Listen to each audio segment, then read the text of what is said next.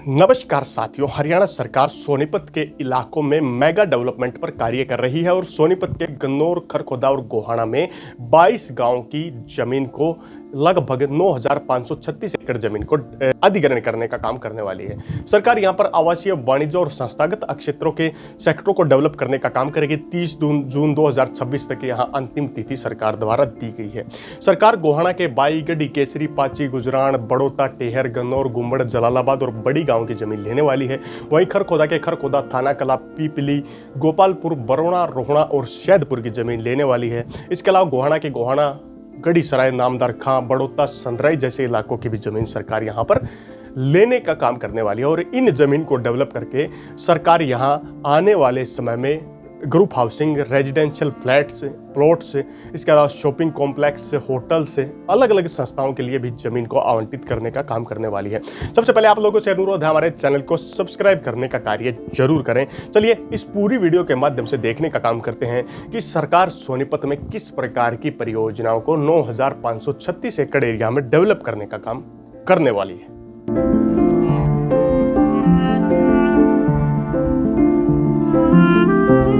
नमस्कार साथियों, सोनीपत के अंदर सरकार मेगा डेवलपमेंट के कार्य करने वाली है। सोनीपत में हरियाणा शहरी विकास प्राधिकरण के द्वारा 22 गांव की जमीन को लेकर के 3 शहरों के अंदर नए सेक्टरों की डेवलपमेंट का कार्य किया जाने वाला है। हरियाणा में 1.67 लाख एकड़ जमीन को सरकार डेवलप करने का काम करने वाली है, जिसमें फेज संख्या 2 के तहत 17 शहरों की 47,000 एकड़ जमीन सरकार हरियाणा ई भूमि या लैंड पुलिंग पॉलिसी के तहत लेने वाली है, जिसमें सोनीपत के 3 शहरों गन्नौर, खरखोदा और गोहाना की भी 9,536 एकड़ के आसपास जमीन सरकार यहां पर लेने वाली है। सरकार यहां पर आवासीय, वाणिज्य और संस्थागत क्षेत्र के सेक्टरों को विकसित करने का काम करने वाली है। 30 जून 2026 तक यहां पर अंतिम तारीख दी गई है, जिसमें ई भूमि पोर्टल जमाबंदी के माध्यम से किसान या भूमालिक अप्लाई कर सकते हैं। अब बात करते हैं किन क्षेत्रों की, किस किस गांव की कितनी एकड़ जमीन सरकार लेने का काम करेगी। सबसे पहले सोनीपत का गन्नौर हमारी सीरीज में आता है।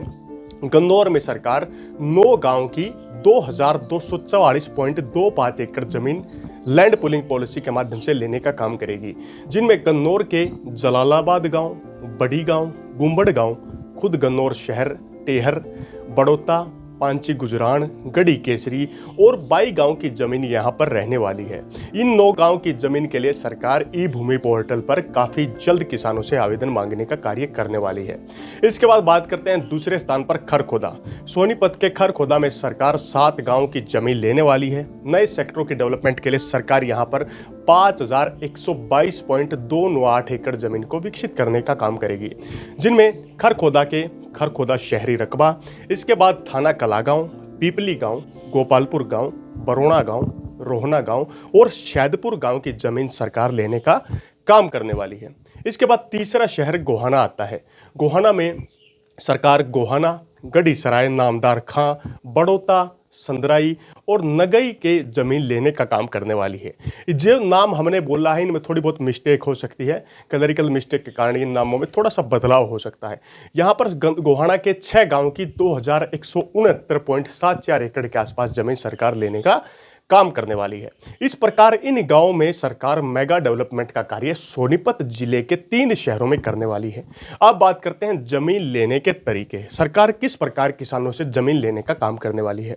सरकार के पास ई भूमि पोर्टल के माध्यम से जमीन लेने के प्रमुखता से 3 तरीके उपलब्ध हैं, जिनमें पहला तरीका है किसान जमीन का मूल्य निर्धारण करें।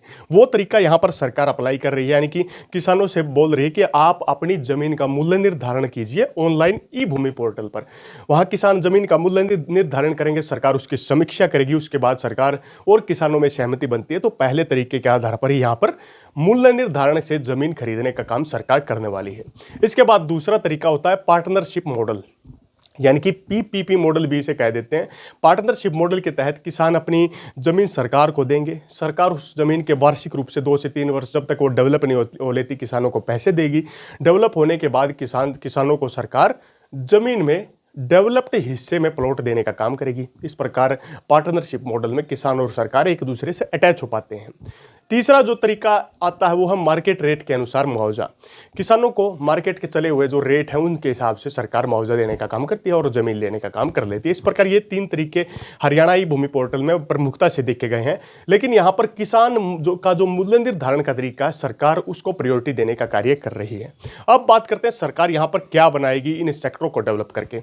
सरकार यहाँ पर मास्टर प्लान के अनुसार, प्रारूप के अनुसार residential plot, group housing flats, EWS plots, SCO यानी कि shop cum office, DSS double storey shop, booth, mall, multiplex, hotel, parking, school, college, ITI, polytechnic, university और डिस्पेंसरी जैसी जगहों के लिए चिन्हित करने का काम करने वाली है।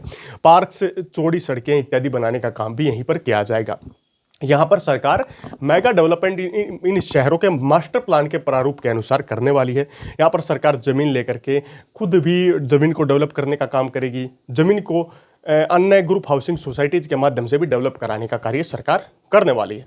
इन प्रोजेक्ट से क्या फायदा हुआ? इन प्रोजेक्ट से बात करें, गन्नौर, खरखोदा और गोहाना में आधुनिक विकास देखने को मिलेगा। बड़ी संख्या में किसानों को मुआवजा मिल सकता है, रोजगार बड़ी संख्या में देखने को मिलेगा। आसपास में जो कंपनियां हैं उनसे बड़ी संख्या में इनकम क्रिएट होगी और रेंटल इनकम के सबसे बड़े फायदे इन क्षेत्रों में काफी जल्द देखे जाने वाले हैं।